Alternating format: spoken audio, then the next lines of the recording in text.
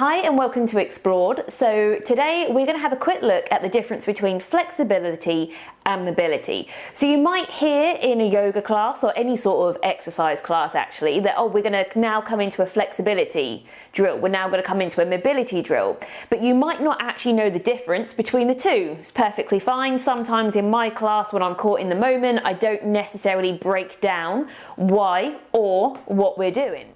Flexibility is the ability of a muscle or a group of muscles to lengthen passively. So just to extend my arm out or to lift a leg up, that's when we're working on flexibility. Mobility is the ability of a joint to go through a range of motion. So another way to think about the differences between the two, flexibility is the softer stuff. So that's the muscles, the ligaments, the tendons, the joint capsules and the skin.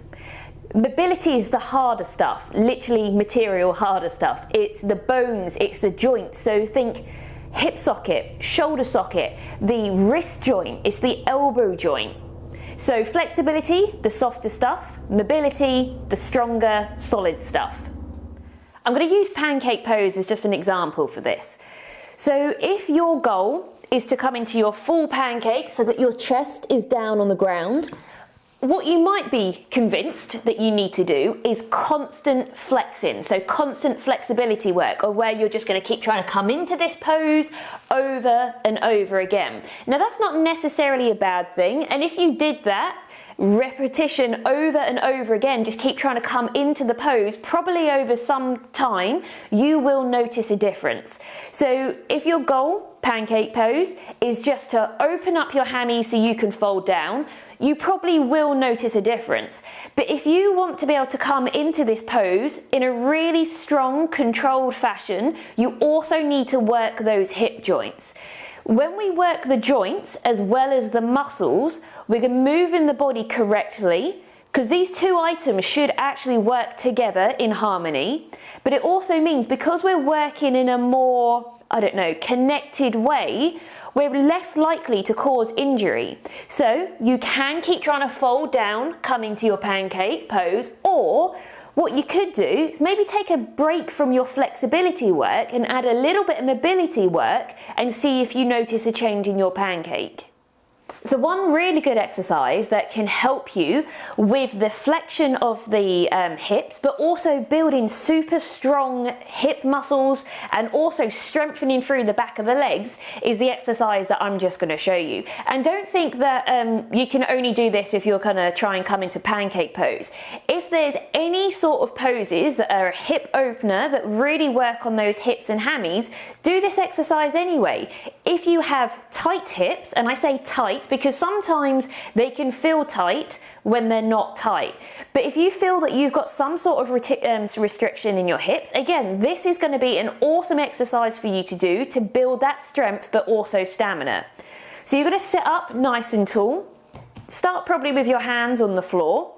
And I want you to look at your foot. So I've got a block on the outside of my right foot, and you can have books if you don't have a yoga block. You're going to keep the leg straight. As you next inhale, you're going to lift the leg up, take it over the block, set it back down. Inhale, come back up. Exhale, lower down. Now, if this is the first time that you've come into this sort of movement, you might notice that you lean back. That's okay, but eventually you want it to so that your shoulders are stacked on top of the hips. You're engaging your core, so don't flare your ribs. You're pulling it down towards the hips, slight engagement. And I want you to squeeze your leg muscles. Pull the toes towards you. Inhale, lift up. Exhale, lower down. And I'm not using momentum. I could swing this leg out, but I'm not using it. Nice and controlled.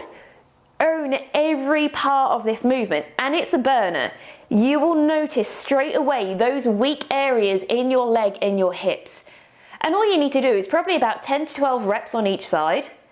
If you want to make it a little bit harder, of course, there's always options. So you could take the block further away from you. So we're increasing that range that we're taking the leg and coming back.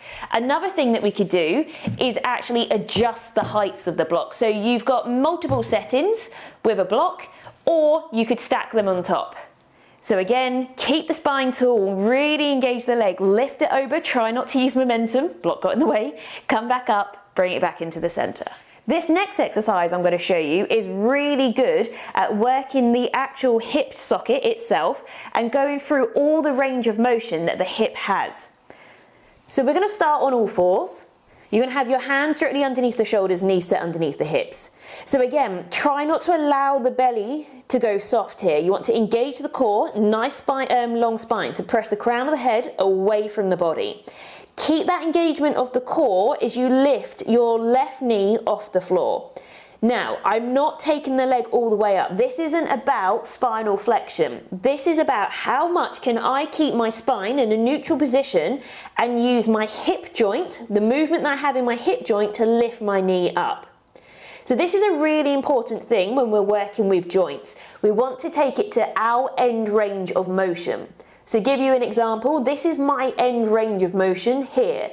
But if I'm only half-heartedly lifting my knee up, that's not going to build much strength and stamina. You're not going to find much improvement. You need to take it to the maximum level that your joint can take it. This isn't going to cause you any harm or any issue whatsoever. From here, we're slowly going to take the knee out. So think peeing dog, dog and a hydrant.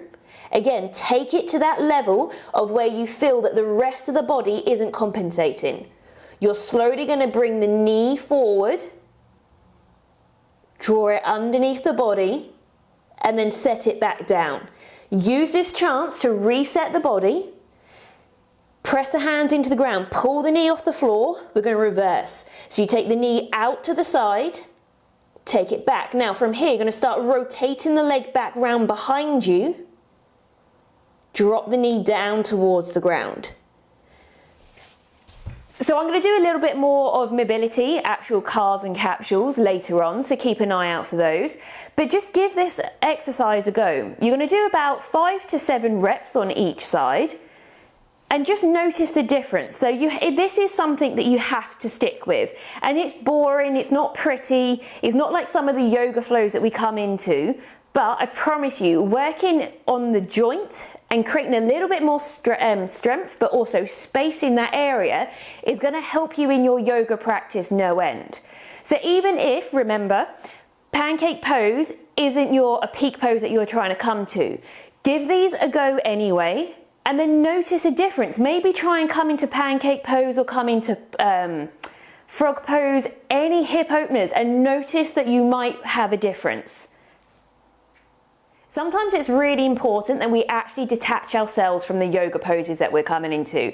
We can get really caught up and come into the prettiest, best versions of those poses. And although they look amazing and it feels euphoric when we actually come into that pose that we really want to master, the whole point of having a yoga practice and moving the body in the way that we do is we want to synchronize ourselves with the body and breath, but we're trying to design a body or develop a body that's going to help us move correctly, stable, strong for as long as we possibly can.